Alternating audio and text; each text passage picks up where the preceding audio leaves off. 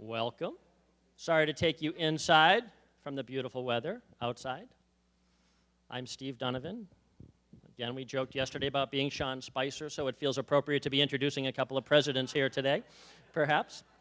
But seriously, I hope you're having a great time, and thanks for joining us today. We're delighted to give you the opportunity to hear from President Berger-Sweeney, who is almost 4 years into the job. 4 years into the job. 4 years into the job, you got it. And we also thought that we would do this in a way today that sort of took advantage of an opportunity presented this weekend and give you a 2-for-1 bonus, or a twofer, if you will. We're very, very happy that Walter Harrison, a fellow college president, has agreed to interview Joanne and ask a few questions and share some of his own insights and experience as a university president and great member of the Hartford community as well, before they turn the microphone open to questions from the audience. So again, Walt, as you may have heard this morning, if you were with us, just retired after 20 years as the president of the University of Hartford, which I'm told, I was stunned to see this actually, that those 20 years represents 1/3 of the history of the University of Hartford. So a relative, there you go. And that's not to say that he is old or was there forever, but that it's a young institution, right? And before the University of Hartford, Walter was at the University of Michigan as a vice president for college relations and the secretary of the university as well. So we're delighted to have both of them, and I'm going to turn it over to Walt now, and thank you all for being here. Thank you, Steve. Can you all hear me? Good. It's a real pleasure to be here, not only to be asked to do this by your alma mater, but to be able to share the stage with Joanne. As Steve said, I spent 19 years at the University of Hartford, and so the last 3 of my years there, Joanne was a crosstown colleague, and we were able to work together on a number of initiatives. I'm going to say in a few minutes a number of things that I really admired about what she's done, but you know, she went to commencement this year. It was her 4th year, so I think we ought to make her an honorary alum.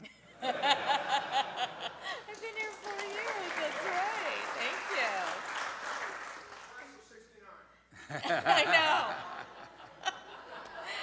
Oh, so true. I'm so sorry. It's been a real pleasure to watch her leadership of the college, both as an alum and as a colleague across town. And I wanted her to give her a chance to say a few words about how she sees the state of the college today and where she sees it going in the future. It seemed to me she was here 4 years, like those of us in the class of '68 were. And in our time, at least, we had to write senior theses. And you sort of wrote a senior thesis this year. You've got a new strategic plan. And I know you'll say that the credit's shared by a lot of other members of the college community in developing that plan. But there are a number of guys who were in the class with me who took advantage of my being able to share to help them prepare for their comprehensive exams also. So we know what it's like. I did want to give you a chance to, where do you see the college now? Where do you see it going in the future? So thank you very much, Walt, for that kind introduction. And the first thing I want to do is congratulate you on your honorary degree.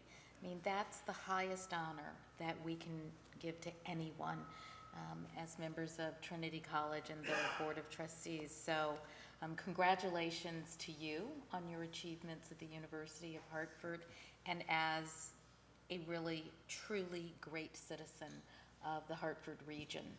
But I also want to share, for any of you that don't know, is that as of July 1st, he will also be a trustee of Trinity College. So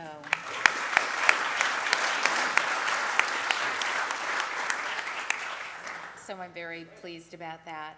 I will just briefly kind of lay out some of the major tenets of the strategic plan and a little bit about the direction in which we are moving.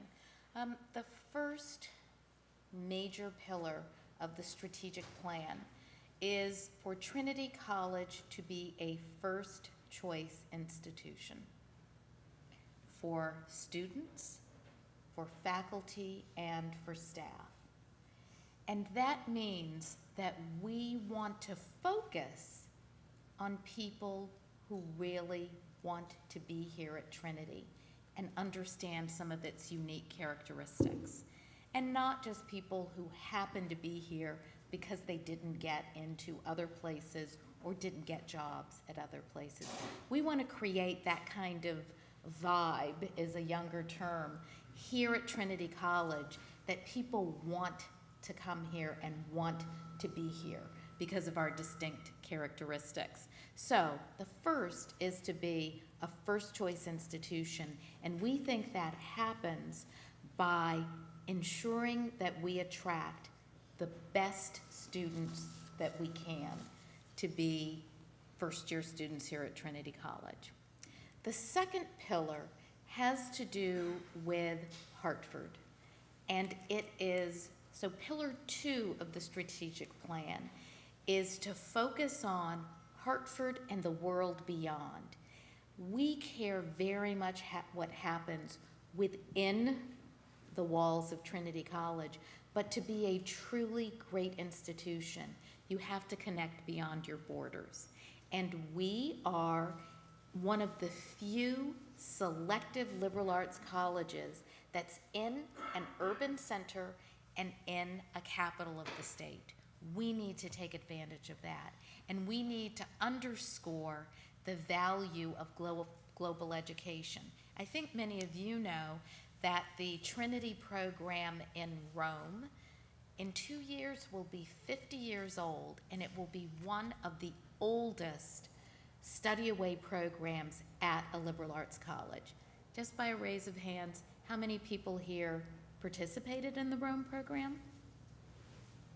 Okay, that's great. Hope you'll come back for the anniversary when we have it in Rome. The third piece of and pillar of the strategic plan is sustainability. And that's financial sustainability, that is environmental sustainability, and it's underscoring the sustainability of our mission, our educational mission. And to be able to do all three of those simultaneously in the world and the country in which we're living is a challenge. So those are the three major pillars: first choice institution, connecting with Hartford and the world beyond, and sustainability. That's the direction, that's our North Star, if you will, for the institution. And I hope, and we haven't filled in every single path to the summit because you're going to help us create some of those things. You and I were both deeply involved with the city of Hartford, and I wonder if you'd give these folks an idea of the specific kinds of initiatives you've undertaken and the college has undertaken to build that connection with the city. Yeah. So the first thing I will let you know is we do now have a campus downtown on Constitution Plaza, if you know. So basically in the central business district. And we have opened up on our campus there something called the Liberal Arts Action Lab. It is a combined effort between Trinity College and Capital Community College. The students and faculty members of both of those institutions get together and serve as consultants, more or less, for people in the city of Hartford who have particular questions and needs. So it's a way that we are connecting very directly to people in the city of Hartford. The reason we call it a Liberal Arts Action Lab is that we are particularly interested in people understanding that the liberal arts skills that we teach here at Trinity College are very practical, and that our students can work in teams, solve real-world problems. So when they go out, our students, and speak to employers, they can say, this is what you do with a history degree. This is what you do with a philosophy degree. you can work in teams, and you can solve real-world problems. I think, since I anticipated that that might be a question, I just wanted to share with you some of the projects that went on in the Liberal Arts Action Lab this year. This spring, our students were working on the impact of evictions on low-income families in the city of Hartford, how to increase parent engagement for non-English speaking parents in the Hartford public school system, how to increase economic development in stressed neighborhoods, and the development of messaging strategies to help suburban towns understand the financial distress in cities like Hartford when so much of your tax base is in the suburbs and so many of the services that are provided are from the city. As someone said to me, you can't be a suburb to nowhere. And you have to think about what is the services that are being offered in the city that actually attract the suburban, neighborhoods around it. So that just gives you one example of one of the things that we're doing to connect very directly with the city of Hartford, because we have to make sure that Hartford is an advantage to us. We are in and of Hartford. Trinity's had a pretty long connection with the city. People in my class might remember the Revitalization Corps, which I was a part of, and we worked in the north end of Hartford. I remember going door to door, asking women on welfare questions about how much that was meeting their needs, and it was an introduction to me, really, to poverty. I mean, I understood both what they had to say to me, and then sometimes their disinterest in talking to me. And in one case, the person must have thought I was from the government because I could see her boyfriend climbing out the back window as I came up the stairs. And I thought that added a great deal to my education. So I'm really delighted that you're really doing that, putting that kind of program on steroids and giving other Trinity students a chance to do that. That's really important, how Trinity students can help members of the city. But I also want to remind people that according to almost every statistic that I see, more and more of the population of the world is living in cities and in urban centers. So our students are learning something very different by coming here to Trinity because we're in a city. And they can connect in a very different way than many of our peers that aren't in suburbs, but are in truly rural settings. And I think we're starting to attract a different kind of student because of it, and they are demanding to be a part of the city in a different way than maybe even a generation ago, and maybe even when some of you were here at Trinity College. They are demanding that of us, to be part of the city. Speaking about the difference between some of us older guys and the current students, when we were here, our class was 99% white, all male. I wonder if you'd talk a little bit about, I realize that the tradition of having women at the college is now Almost 49 years right? old. There may be some connection between when I graduated and when women were allowed to come to the college. But I'm wondering especially about recruiting diverse populations of students. I know you've been a leader in trying to get more students from the city of Hartford itself to come here. Right, it's true. And Trinity does look different than it did when Yes, you were a student here. Significantly different. Look at who the president is. And I would remind people, or you to think about all of our peer institutions, looking at NESCAC in particular, and they are all more diverse than they were 50 years ago. And Trinity College is becoming more diverse without question because the population of the United States is more diverse than it was 50 years ago. And so what I remind people is, if our goal is to attract the best students, I think everyone recognizes that doesn't mean attracting a particular race or social economic level. That there is talent in every array of the population in the United States as well as the world. So if we want the best, it necessitates having a broader view of diversity and who we're attracting to the college. So Trinity is changing because the world is changing. Could you say just a word or two for those of us who haven't been here for a while about international students here? I know you've also concentrated on getting more of them. It's true. So we have in our incoming class the largest percentage of international students coming to Trinity College. Joe, do you remember the percentage coming in?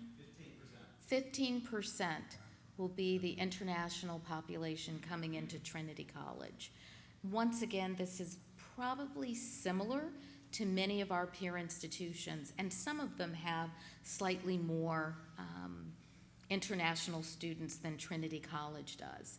But once again, we are living in a global society, so it's hard to imagine that we would recruit only from the United States if we want to truly be a global institution. It was something that was clearly in the blood of Trinity College because, as I said, we had one of the first study away programs at a selective liberal arts college. So for generations, Trinity has understood the value of going beyond the United States. And now we're just able to attract outstanding students from all over the world. And it helps our students feel as though they're part of a global world. And it's another way that we connect to the world beyond Trinity. So it's, I think it's really quite exciting. And one other thing that I want to say, just to remind people, because someone reminded me of this recently. The United States is really the only country that is focusing on liberal arts education. Europe does not have a significant number of liberal arts institutions. Asia, Africa, the Middle East, there are not a lot of liberal arts institutions. And more people beyond the United States are starting to understand the value of that broad analytical training that you get in the liberal arts. And in fact, it's becoming more attractive for people around the world to consider coming to the United States specifically for our liberal arts training. So speaking of that, let's talk about the state of the liberal arts. There's a lot of criticism in this country about the liberal arts and specifically about liberal arts colleges now. Right. Some of that criticism has to do with the cost of higher education. Some of it has to do with whether or not we're preparing people for careers.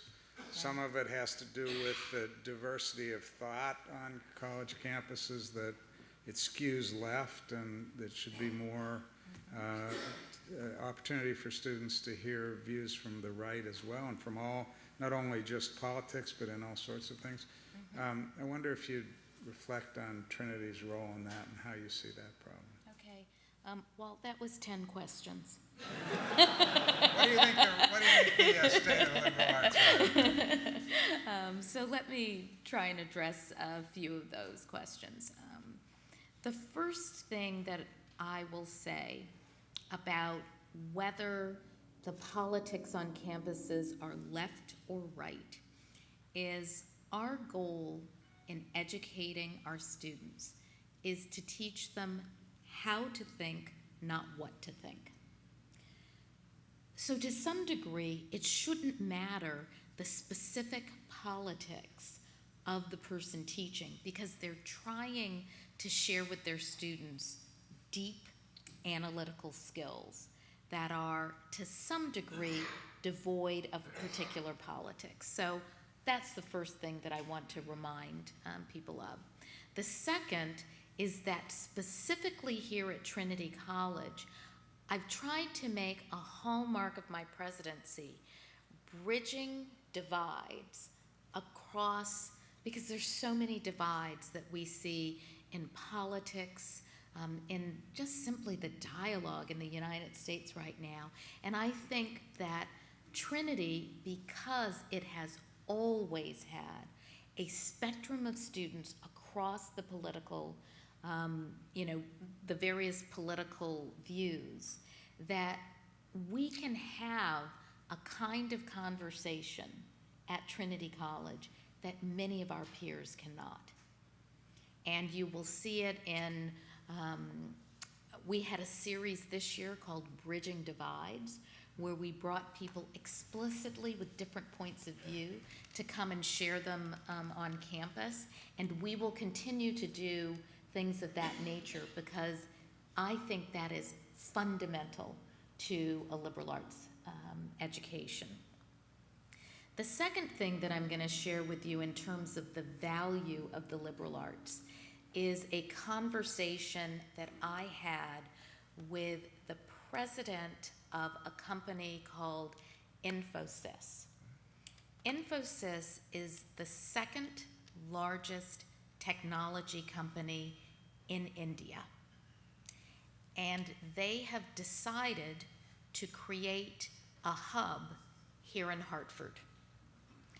So we have been in conversation with Infosys to try and understand how we might be able to help our students get jobs in the technology field. We've been having large and really, kind of very broad, freewheeling conversations with people at Infosys, as has the University of Hartford. So Infosys is very interested in the talent pool. If you're interested in talent, where do you think you come? You come to the colleges and universities in the area. So I was having a discussion, I think 2 weeks ago in New York City with the president of Infosys, and we were talking about the value of the liberal arts and liberal arts education. And one thing he said to me is, he said, we can hire engineers, programmers, people with technology talent from all over the world. And to some degree, those are people who have been taught how to solve problems. What we need for the future are people who know the next questions to ask. Not solving the problems that are already here, but what are going to be the next questions? And he said, I believe that the liberal arts are teaching people that, to ask questions that haven't been asked before. So we were having a discussion about why he thought recruiting from liberal arts colleges were going to be the future of digital technology. I don't know what better endorsement I could give. Tape? Should Well. have had them on tape. We're going to try to write a couple of articles together to Okay, underscore great, that even value. better. So better than on tape, we're going to be in print. So could I just ask a kind of question of that? You yourself are a neuroscientist. So I wonder if you'd talk about the state of the STEM disciplines within a liberal arts institution. Right. STEM has always been a part of the liberal arts, or at least the last 100 years of what a liberal arts education is. And I just hope everybody remembers that. I actually was at a liberal arts college, Wellesley College, as a STEM major. So one thing I want to share with you is that neuroscience is the fastest growing major at Trinity College.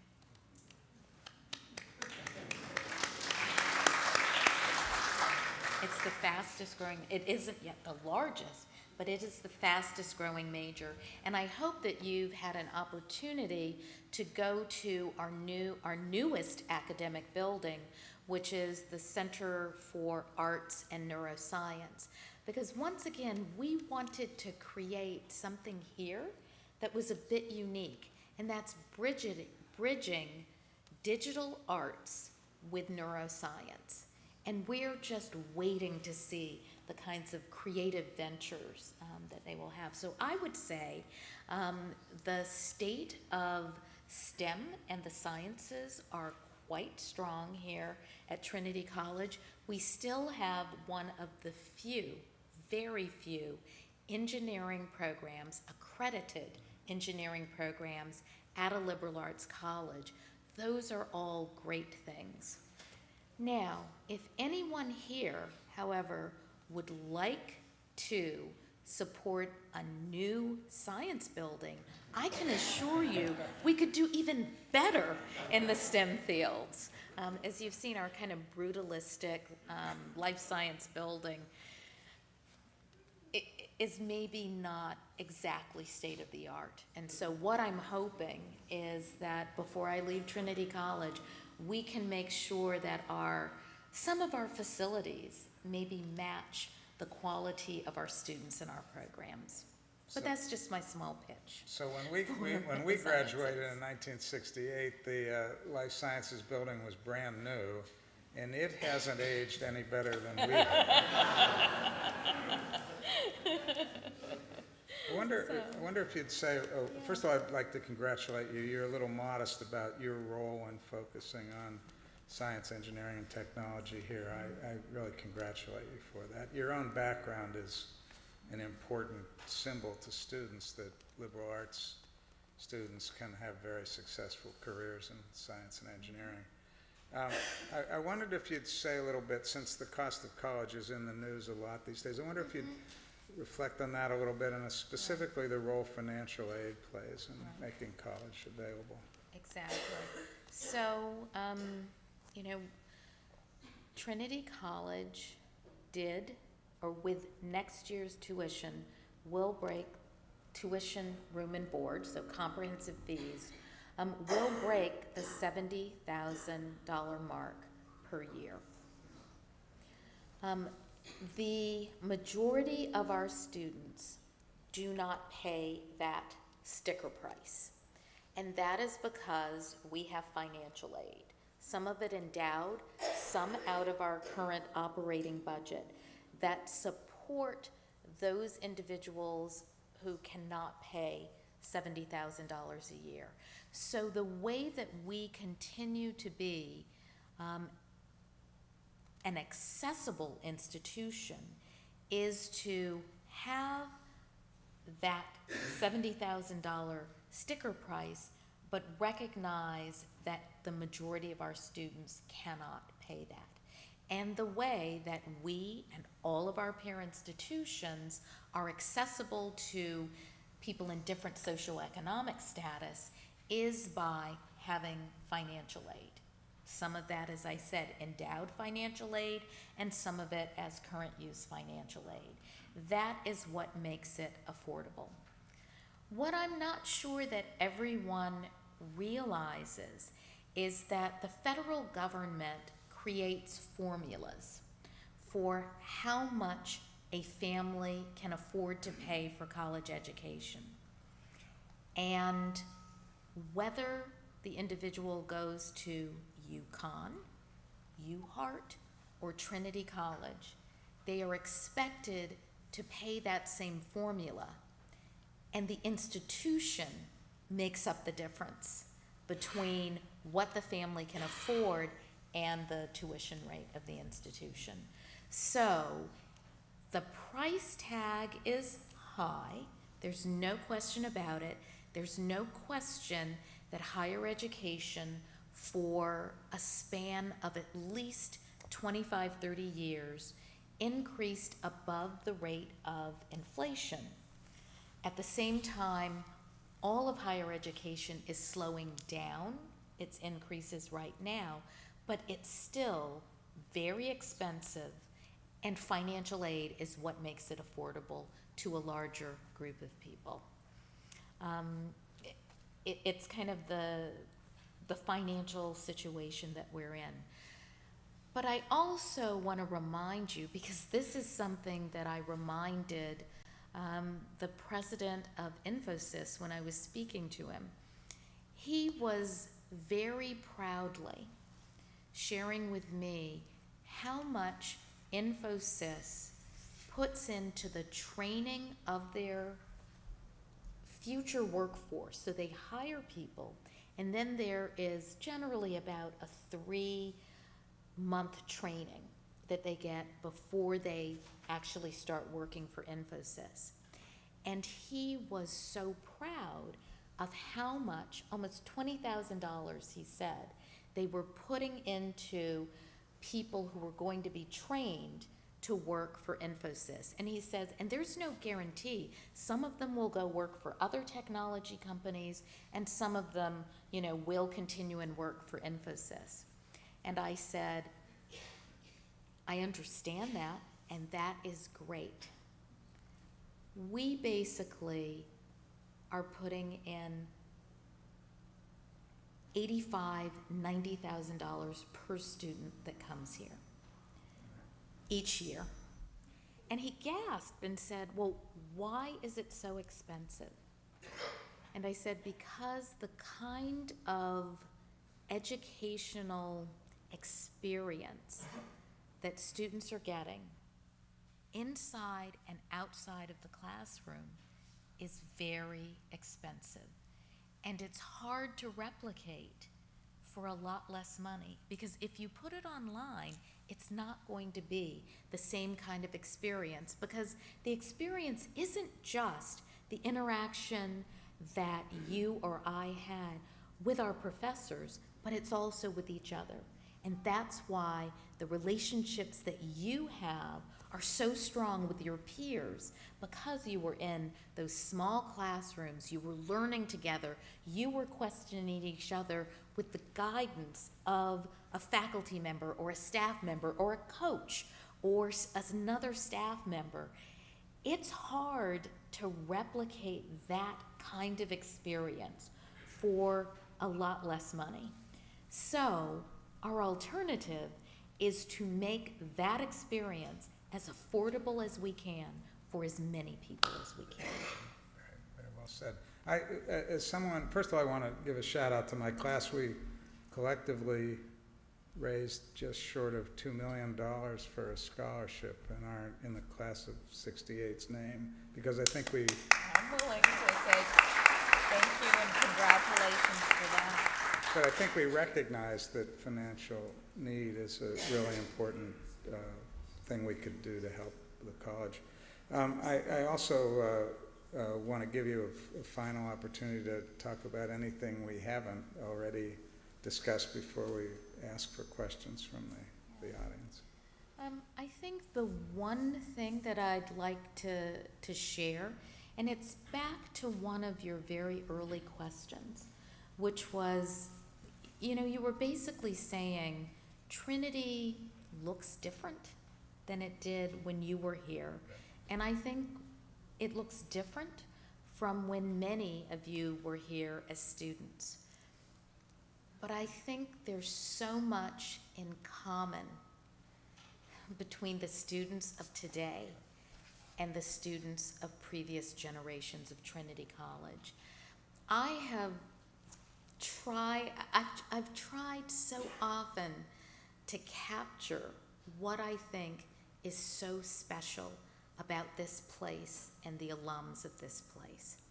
And sometimes, you guys can help me with analogies in the future, but one thing that I say is that Trinity has that right balance between IQ and EQ. Intellectual intelligence and emotional intelligence. I find one of these common threads amongst all of the generations of Trinity students that I interact with and Trinity alums is they're smart. Absolutely, they're smart. But they also know how to interact with people. And one thing that I have found in particular is they know how to make other people around them feel comfortable. And I've worked at different institutions, and I'm not sure I can say that about every institution where I've worked, and that's something I still see in the current students. They may be taller, they may have different color hair, different skin colors, they may look different to you, but being a person who's involved with so many generations of Trinity people, I still see that in common. And that is really special and something to be proud of. Well said.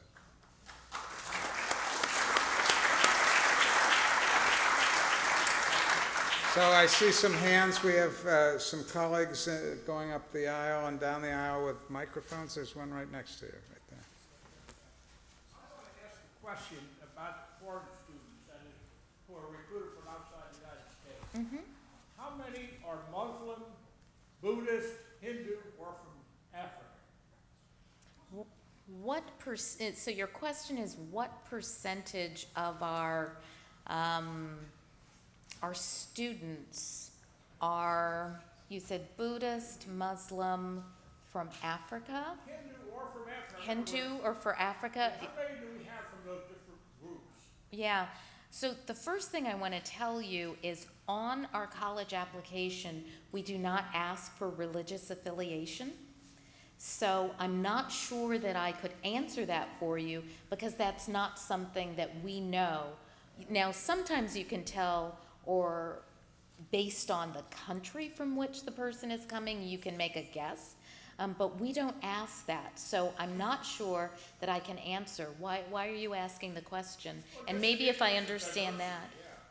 Yeah. In the interest of diversity, if we're going to deal with the world, you have to talk to people of different faiths, and Muslim and Hindu and so on are much different Right. than our background. Absolutely.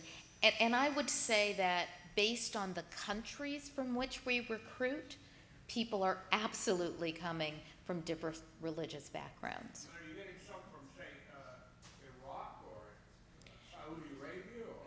Yes, and Pakistan, and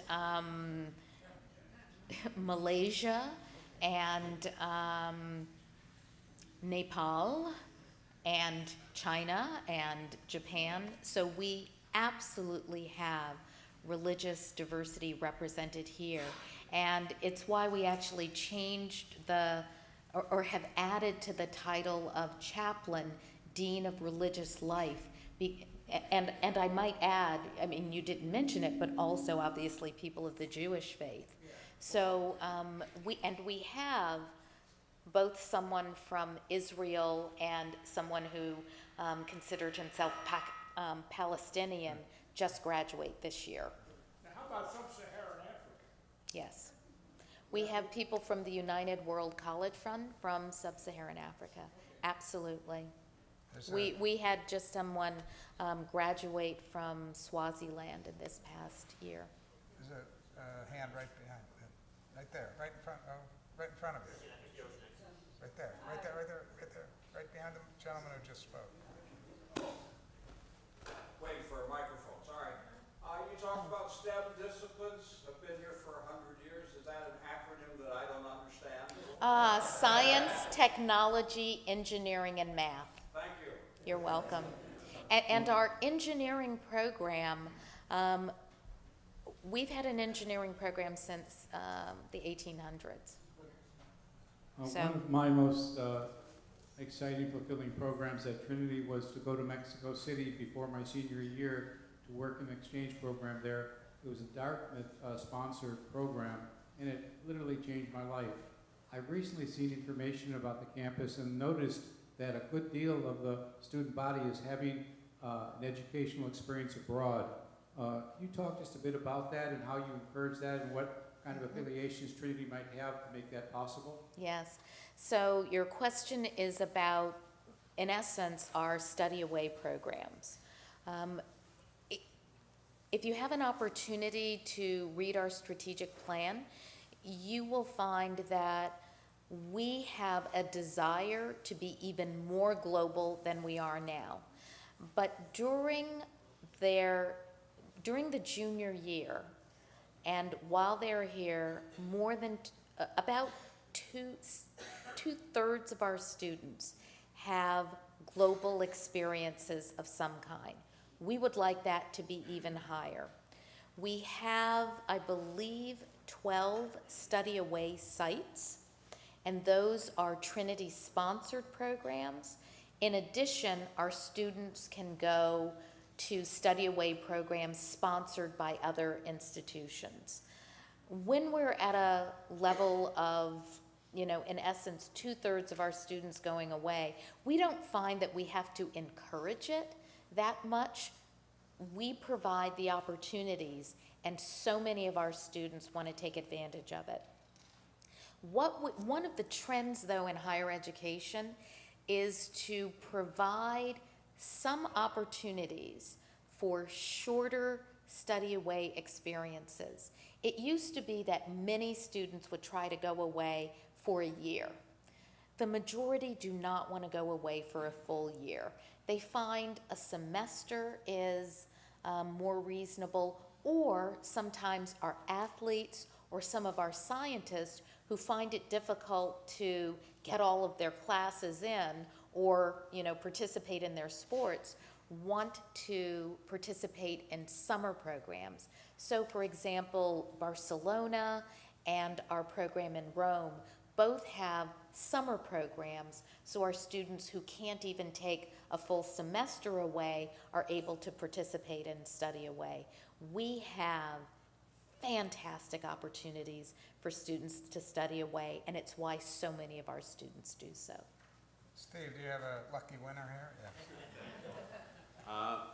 Yes. I understand that we have a wide range of financial needs and priorities and that they're all important. Mm-hmm. However, for some of us, there is one thing that best represents, for many of us that have been around a while, there's one thing that best represents Trinity College, and that's our chapel. Yes. I've just spoken with Allison Reed and Ellen Hart, Mm-hmm. and they shared with me that our need for the chapel now is approximately $6 million Correct. for basically deferred maintenance and really serious work. Our roof has been leaking, and some of the infrastructure is crumbling, Mm-hmm. and it frankly frightens me. And I'm afraid. I feel that maybe we've deferred this a little bit too long, and it really is time to take this on in a very serious way. I know that many of my classmates and others would be behind an effort to go after this. I'm wondering what the college feels about it as a top priority. Right. Thank you for asking the question about the chapel, which will probably allow me to give my pitch now for the chapel. I can assure you that I consider it one of our significant and high facilities priorities. I, in fact, asked for a group. It involved trustees and staff and faculty members here at Trinity College to look and to think about what we needed to do to support the chapel. This may be a little, too technical for you, but I'm going to also share with you that we had a bond that the college floated for deferred maintenance and facilities. And we had about $5 million left in that bond. My desire, to be quite honest, was to use that money to support renovations in the chapel. At the same time, we discovered and realized that we have old, inadequate pipes as part of the college. And when you have a pipe that has a steam leakage, you can have a sinkhole. And when you have a sinkhole, people can fall in it and burn themselves. So I went to the Board of Trustees, and Mike Kluger, I saw him in here earlier, who's a current member of the Board of Trustees, and I said, we have $5 million left on our bond. We can do pipes, or we can do the chapel. And I even said, I'd kind of like to do the chapel, because it's an iconic structure on this campus. And I was asked, are pipes a health and safety issue? And the answer was yes. And they said, then there's no choice at the moment. And then they said, in addition, if you're trying to raise money, do you think it will be easier to raise money from alums for steam pipes or for the chapel? And the answer was once again pretty obvious. So we put the money towards the steam pipes, and that project is starting now, this summer. I think it even started before reunion because it was considered such a health and safety concern. And we're now trying to raise money for that chapel, and each and every one of you can participate. But if you ask me about my priorities, there's no question, it's high. But if you were given that choice, you would have probably made the same decision. Could I just add that that problem of deferred maintenance and the fact that you can't really get many people to give money for it is a national problem. We all face that, or some version of it right there, sir. Absolutely. I've had two children. We've had two children that went through Trinity. They both had great international experiences. But I am particularly concerned with what you are or are not doing in relation to building programs with Native Americans. Montana, South Dakota, there's some very good schools, high schools, and I just wondered if you're out there looking for some of those students who could come here. Of course, they need financial aid, but our country as a whole, our history as a whole, has certainly neglected this group. And I would love to see Trinity take a unique step and work toward bringing some Native Americans here. Right. That's a great comment. Thank you. What I would say is that our recruitment strategy of students is much broader than it was even 5 years ago. So as we are looking internationally, we are also looking to broaden our student geographical diversity here in the United States. And in fact, having a strong international population allows us the possibility of offering financial aid for more of our domestic students. And it was one of the reasons when Walt Harrison spoke about our desire I think it's critically important to think about our Native American population, as I think it's critically important to think about our Hartford population. So we are trying to balance all of those really important priorities, and financial aid helps us do that. And if you want to ask about the difference between Trinity College and let's say, Williams College, it's the amount of money in their endowment that goes primarily to financial aid. So as we build our endowment, I can promise you, we build our capacity to reach out to those students who need it. And we want to go to Montana, and we want to go to Oklahoma, and we want to go to all of those states, because that kind of geographic diversity of our domestic students is something that we're seeking desperately. I have the Thank you.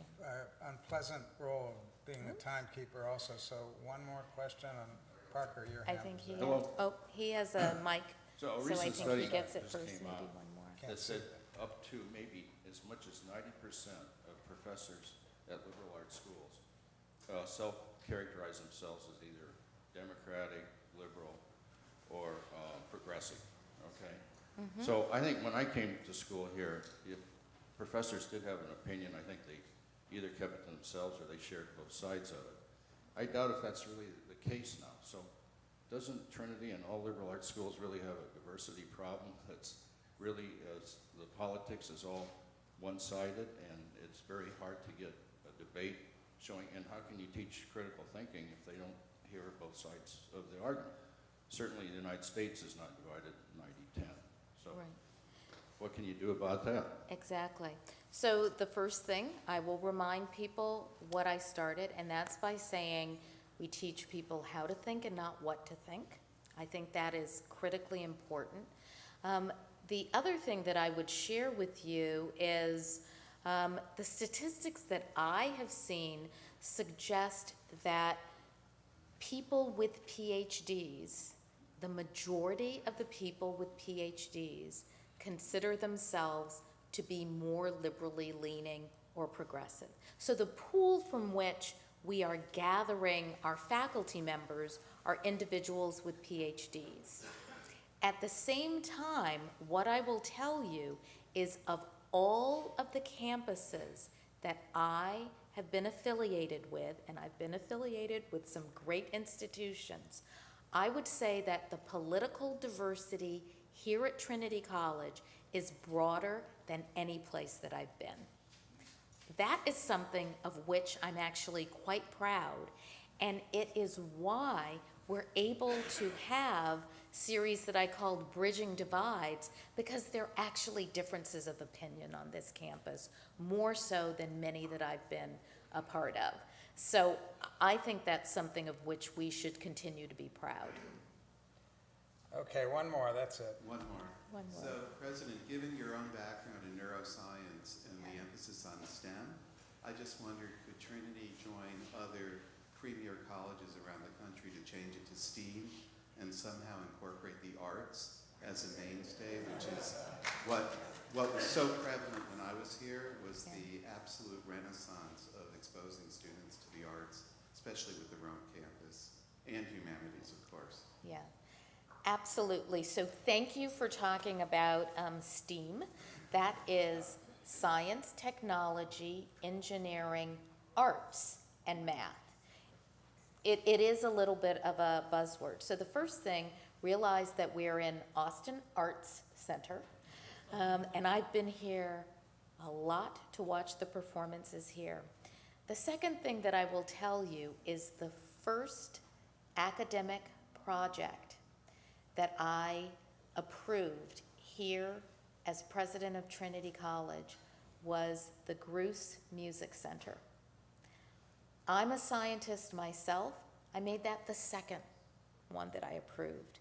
But I wanted to make sure that people understood that I knew the value of the arts by making the first project, the Gruss Music Center, and I hope you have an opportunity to walk through Austin Arts and see it. The second thing that I will tell you is that one of my dreams would be that we could create a STEAM quad down here on the south side of campus, which would be our life sciences, engineering, and math, and create a part that would be in my opinion, studio arts, maybe in chemistry. And remember, when we created that new building, the Center for Arts and Neuroscience, CCAN, it was to support arts and neuroscience and the beautiful connections that you can have between those fields. So I would say, if you ask and look at what I have actually done as president, you would call me a STEAM president, not just a STEM.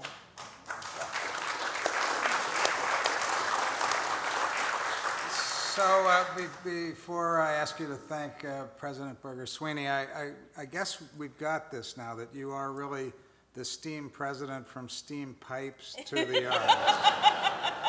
STEAM wasn't. Let's hear it for Yes. Joanne. Thank you very much. But thank you to all of you. You are who make the difference